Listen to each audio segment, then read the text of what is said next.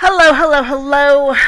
Same outfit as it was last Wednesday because I'm doing both videos that Tuesday before. Let's talk a little bit about Q&As. I've gotten a lot more questions. Some of them are similar. So we're going to try to touch on the main points. If you have a question you want to submit, always you can email me. That's where I get the bulk of my questions. Comment on a video. Find me on Facebook, Instagram, and Twitter, now known as X. So let's go ahead and get taken care of. How do you choose between a W-2 set schedule or a 1099 flexible schedule? Before you start looking for a job, and this is so important, there's a couple of things you need to know ahead of time. And most people don't take these things into consideration. So one is, how much money do you need to make? So do a reverse budget, and you can always find videos I've done on that, or do a reverse budget in YouTube search engine. There's a lot of people doing those.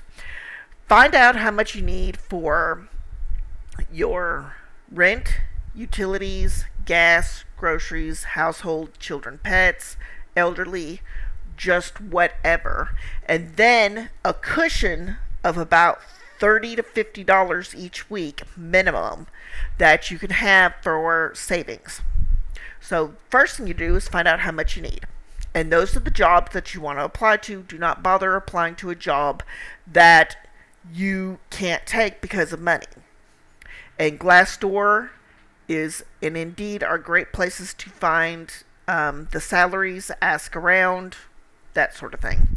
The second thing to do is, if you have obligations, your child is medically fragile, you have elderly parents who need to go to the doctors, you have health concerns where you need to go to the doctors, you have children in sports or other activities, you are the only income and therefore need to work more hours some of the time, but not all of the time, you have insurance already, or you'll take care of that. If you need a flexible schedule, 1099 companies are a great way to do that.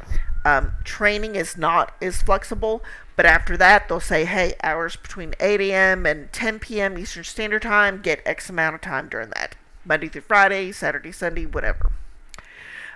If you need the health insurance, the PTO, the benefits, whatever, then you're going to want a W-2 job, but make sure that you're not going to take time off. A lot of these jobs are just going to let you go the first time you need to take time off. They're going to say 3 months, 4 months, 5 months, 6 months, can't take any time off. And it's gotten that bad. It's gotten that strict. Maybe not bad, but it's gotten that strict. If you know ahead of time you're pregnant, you'll need maternity leave, short-term disability, FMLA, whatever, then don't apply. Just don't apply. They're going to let you go. And that's the sad hard truth. They're not going to say it's because you're pregnant, but they'll say, oh, well, you're on your probationary period within 3 months, so therefore it ain't working out, not a good fit. Business needs. I hear a lot of that. What is a SME? S as in Sam, M as in Mary, E as in Edward. SME stands for subject matter expert. And a subject matter expert is a rep who has been with the company for a while and is very knowledgeable about policies and procedures, how to find things in the knowledge base, and is generally helping other reps out. So a SME may be taking some calls, but not as many.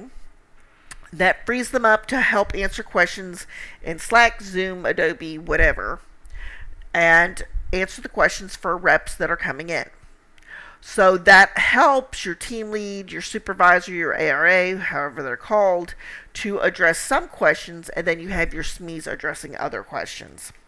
And usually, if you are interested in moving up in a company, it's rep, SME, team lead, training, QA, whatever. Okay. Do you take regular work from home breaks? I do, but I am 1099. And with the infomercial client with live ops, you can just hop on, hop off. So I know I eat my meals, go to the bathroom, take care of emails a couple of hours before I decide to log in or have a commit, which is a 30-minute time period. And a little bit of what that is I know I'm going to work 3 to 4 hours, take half an hour to an hour off for bathroom break, snack, medication, do this, do that. And then I'm going to hop back on until I make my money goal.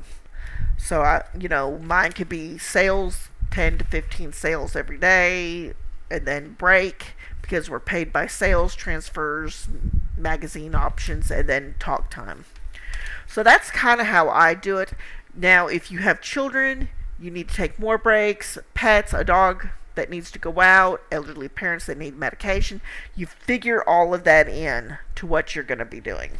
How many people make a full-time income with live ops? The 2000 thread. So let's kind of go back and talk about what the 2000 thread is. The 2000 club is like an unofficial club of agents and reps that make $2,000 or more per pay period. Now, Live Ops pays on the 1st and 16th of every month, unless it's a holiday like January 1st, then it'll pay the 2nd.